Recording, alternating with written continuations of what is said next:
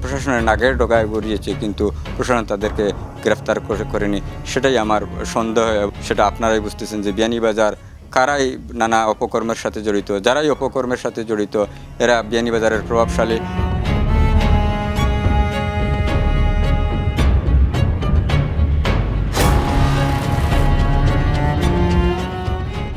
জীবন জীবিকার তাগিদে আমার অর্থবিত্ত বা অন্য কোনো মোহ নেই। আমি ব্যবসা করে জীবন নির্বাহ করি। রাজনৈতিক কর্মী হিসাবে, বঙ্গবন্ধুর আদর্শের কর্মী হিসাবে মানুষের কল্যাণে কাজ করি। আমি ব্যক্তিগতভাবে মনে করি যে এই ঘটনাটি হচ্ছে আমার উপর রাজনৈতিক প্রতিহিংসার, আমার ব্যক্তিগত কোনো প্রতিহিংসা নয়, রাজনৈতিক প্রতিহিংসারই প্রতিফলন ঘটিয়েছে সন্ত্রাসী গোষ্ঠী। আমি যখন উসমানী হাসপাতালে চিকিৎসাধীন ছিলাম, আমার মানসিক, শারীরিক, আমার পরিবার সবই হতাশা নিমজ্জিত ছিল।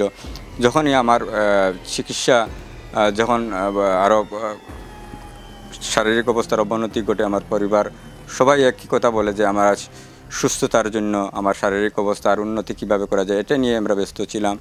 কিন্তু যদিও একটু সময়ক্ষেপণ হয়েছে, কিন্তু আমরা বারবারই আপনাদের মাধ্যমে জানানোর চেষ্টা করেছি যে একটু শারীরিক সুস্থ হলে আমরা আইনি পদক্ষেপ গ্রহণ করব। কিন্তু এখানে একটু সময় চলে যায় নানা কারণে, আমার শারীরিক অবস্থা এবং বিভিন্ন কারণে একটু সময়ক্ষেপণ হয়ে যায়। কিন্তু 15 তারিখে আমরা অভিযোগ প্রদান করেছিলাম এবং 20 তারিখে মামলাটা বিয়ানীবাজার থানার অফিসার ইনচার্জ রেকর্ড করেছেন।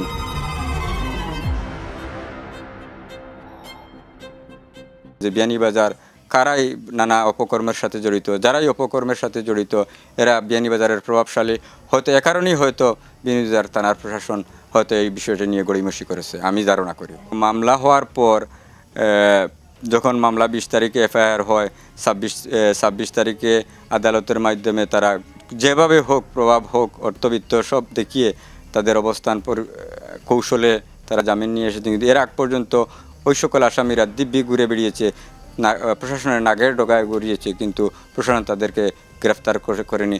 সেটাই আমার সন্দেহ এবং নানা জনগণের মধ্যেও নানা প্রশ্ন এবং সন্দেহ দেখা দেয়।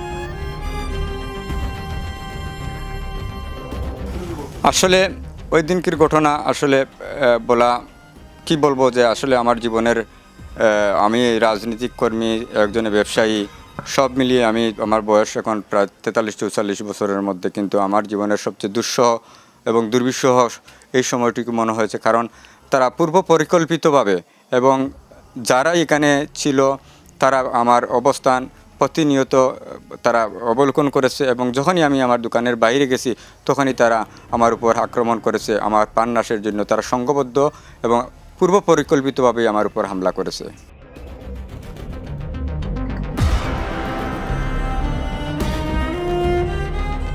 বিয়ানীবাজার ইতিহাসে এই প্রথম যে কোনো প্রতিষ্ঠান, হ্যাঁ ব্যক্তিগত বা রাজনৈতিক দুর্ঘটনা বা কর্মকাণ্ড ঘটতেই পারে, কিন্তু একটা প্রতিষ্ঠানে গিয়ে এরকম হুমকি দামকি দিয়ে প্রতিষ্ঠান বন্ধ করা, এটা আমি মনে করি বিয়ানীবাজারের ইতিহাসে একটি কলঙ্কজনক অধ্যায় এবং বিয়ানীবাজারের ব্যবসায়ীদের জন্য একটি আগামীতে আরও আমার বেলায় ঘটেছে, আগামীতে অন্যান্যের বেলায় ঘটবে, সেটাই ধারাবাহিকতা চলবে আমি মনে করি।